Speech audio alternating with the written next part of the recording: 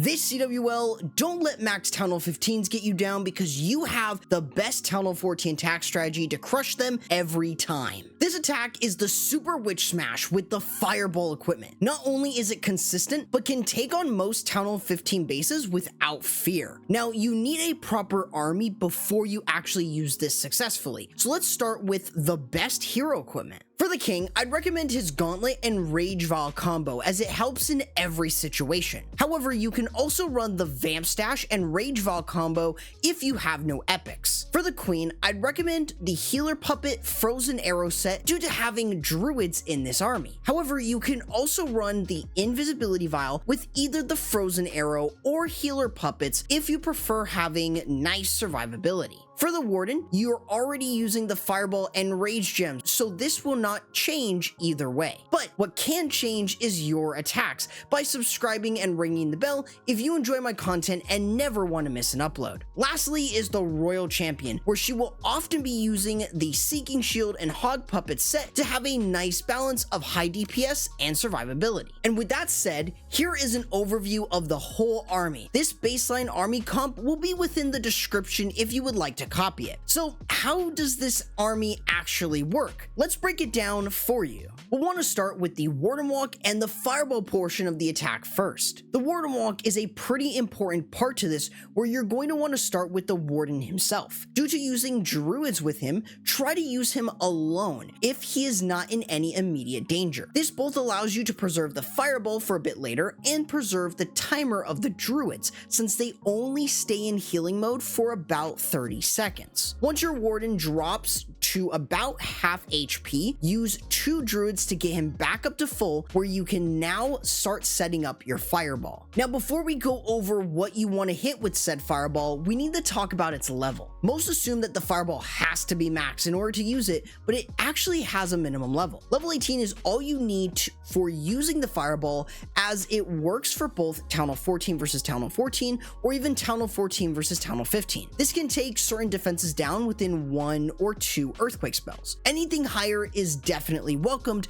but you can save ores by having it at level 18, which is the minimum that you need. Now, with the Fireball, what are you targeting? Realistically, you're trying to set up funneling deep in the base and getting value with it. So look to remove defenses like Spell Towers, Inferno Towers, Monolith, Eagle Artillery, Scatter Shots, or even Expos off the base. Typically, most players are going to have key defenses around the Town Hall or Eagle Artillery and should be a point of focus. Additionally, defenses around the Clan Castle are usually pretty common, and if you want to remove the CC early with the Fireball, look for nearby defenses that are close to it. Other than that, controlling your Fireball is the next step. Once you've cleared some lesser defenses that are close to your Warden Walk, use 2 to 3 invisibility spells over nearby defenses to target a key defense a little bit deeper into the base for a lot of value. This can be tricky if you're not used to it, but mainly look at how close defenses are based on their building size. This will help you understand when a certain defense is closer than something else. Be careful of Teslas, as they can always appear randomly and could force the Fireball to lock onto them. To prevent this, try finding if there are any with a hog or a couple balloons. If there are any, you can either quickly take them out with a Warden Walk or use invisibility spells on them. Now, with the Warden Walk and Fireball successfully setting a funnel on one side of the base, we'll need to cut off the other side of the funnel real quick. This is where we have the Barbarian King with the Siege Barrack. This is a common way to cut off one side of the funnel with very minimal drawbacks. It's a pretty easy way to get your troops into the base, but you just want to be aware of some defenses that could reach your Siege Barrack if you don't place it carefully. Now, back to the Warden. We need to lure him before he follows the druids in bear form. Using the Archer Queen within his aura can usually get the job done,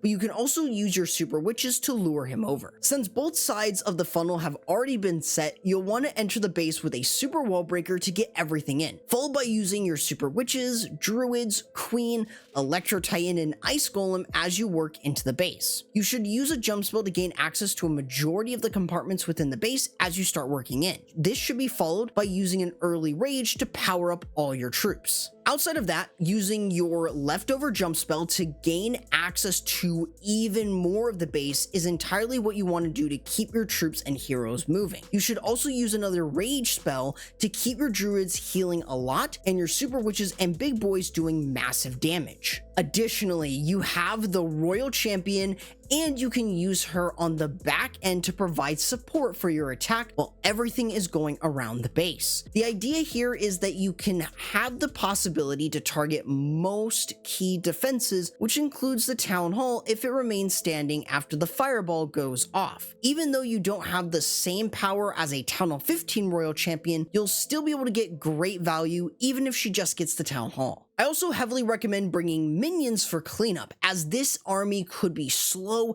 later on in the attack, so it's best to use them to make sure you aren't getting a time fail with an army like this. Additionally, if you'd like to support the channel, using my creator code CORRUPT is a great way to support me from either in-game or in the Supercell store. Either way, it's greatly appreciated. Now that you know how it all works, let's give you an example of how all of this comes together to make an unstoppable 3-star army. Now this base is an anti-2 with double invisibility spell towers. So we're going to take this down by using the Warden walk first. The idea here is, since he's not in any immediate danger of 2 to 3 point defenses, we can just save the Warden walk on his own. This does also help our druids a lot. Other than this, we can then start to use our druids since he's going to start taking some damage, and this is where we can then start to use our invisibility spells. Using them against close defenses here allows us to target the Expo, which also removes the 2 spell towers, and we can use our 2 earthquake spells to remove the eagle. This allows us to use the Siege Birkin King on the other side of the base to set that part of the funnel, even though it does lure the CC, and we're also able to lure over the Grand Warden and push in. We've got the Apprentice Warden to provide support for all of the tanks, but the main thing here is to be able to dive into that town hall and remove it with the help of the big boys, the super witches, your queen, and the warden. Everything's able to really quickly and easily move through, where we're going to use another rage spell to provide a lot of support and a jump spell to exit the base. We're using our royal champion though on the back end side to remove many other defenses, and while we might not have the same power as a town hall 15 royal champion, we're still able to very quickly and easily remove the rest of the base with the help from the bear druids and realistically the rest of the troops that we have. It's a very simple and a lot easier way to 3-star a town hall 15 as a town hall 14. Otherwise, as long as you have some cleanup from the minions, you will more than likely 3-star with a strategy like this. Hopefully this gives you a full understanding of how this all works and allows you to have successful 3-stars when facing Town Hall 15s. If you want to learn more information about how the fireball actually works, I have a guide right here if you'd like to learn more info about it.